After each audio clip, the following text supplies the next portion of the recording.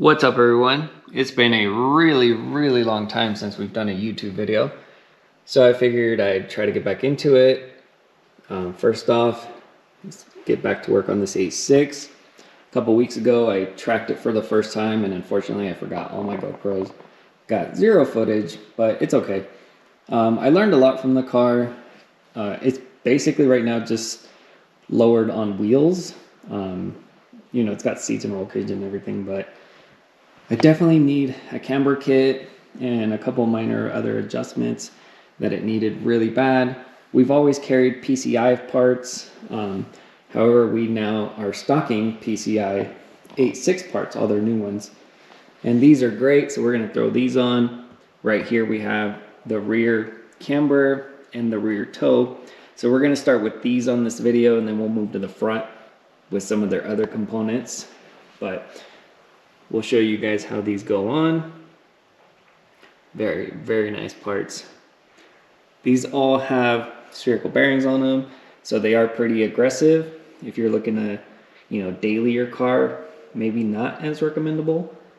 But besides that, these should be great, just like all their other products.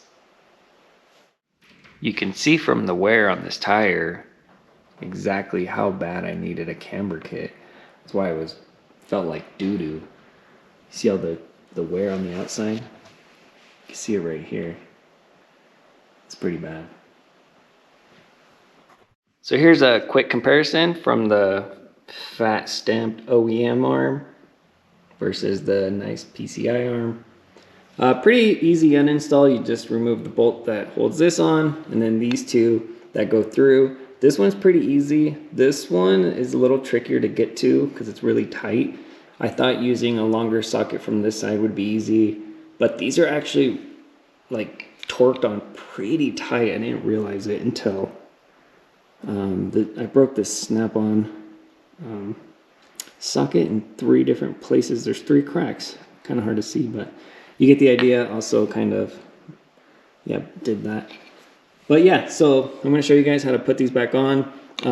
Basically, you put the bolts back on from the factory, and then you're going to remove this top one to take the heim off, and then go back and forth to play with your camber adjustment. I'll show you guys how I'm going to do that. I'm going to show you guys exactly how I did this install. So first and foremost, you want to get yourself an angle finder gauge, and just put it on the rotor. The first thing you want to do is either zero it out or know what the angle is. So mine was at 90 because I have level 2 my tables. So I wrote each wheel down on the back. This one was 90.1. You're going to want to write this down unless you have an amazing memory. Next thing you want to do is I tighten the back bolts, and then I put in this rod right here, and I tighten that. Then I loosen the 2 Allens on the side, and then after that, what you can do is you can pop this heim off and then loosen it either forward or back. According to PCI, every full rotation is about half a degree. So after I played with it, I'm at, see, I was at 90.1 to begin with, which is about, it's really hard to get, but anyway, around there. So now I'm at, let's see, 88.3. That's really close to 2 degrees, so I'm happy with that. That's where I want to start. So then what you're going to do is put the top pieces back, this Allen. So you're going to tighten this to 20 foot-pounds of torque, according to PCI's instructions, and then tighten these 2 Allens back here. And then the last step, this sensor, this cable for the sensor, you're going to zip tie it to the little locations they provided with the zip ties. So that's pretty much it for the arm. So I'm gonna change the toe next. I didn't want to do them at the same time because I kind of wanted to adjust the camber to how it was sitting before. So now I'm gonna go ahead and remove the toe arm. Toe adjuster comparisons, the OEM versus the PCI toe links. Obviously the bearings are going to be very different versus this bushing. The other bigger difference is this one has a cam lock bolt, and that's how you adjust your toe. This one, you know, obviously you either extend the heims or bring them in. This one also has these plates which keep it from moving, and that's the biggest thing that I've always hated about these bolts, is there's always potential for movement, especially on track, like on the S2000s when you don't add the plates.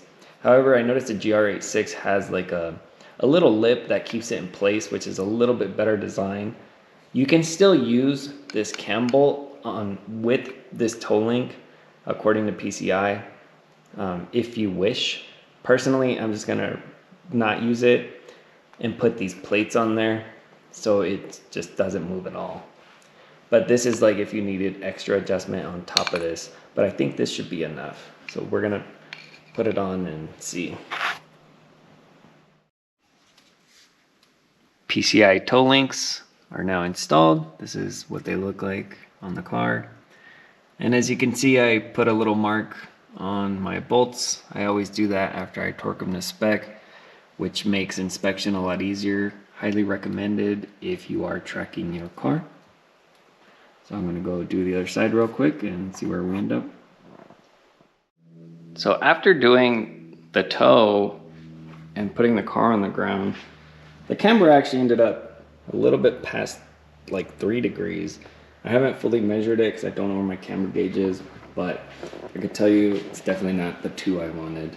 I wanted like 2 or a little bit over 2, because I still daily this car as much as I can, so I don't want super crazy aggressive camber. So I'm gonna play around with this. Yeah, you see that's pretty aggressive. Get closer to a little bit over 2. And then the cool thing is I have a 4-post lift, so I'm gonna throw it up there and then trying to adjust the toe as best as possible until I get a proper alignment set up. But before I do that, the next episode is I got some front goodies from PCI that we're gonna do for the next episode. So make sure you follow the channel and subscribe. We'll try to keep this channel going and maybe bring it back to life.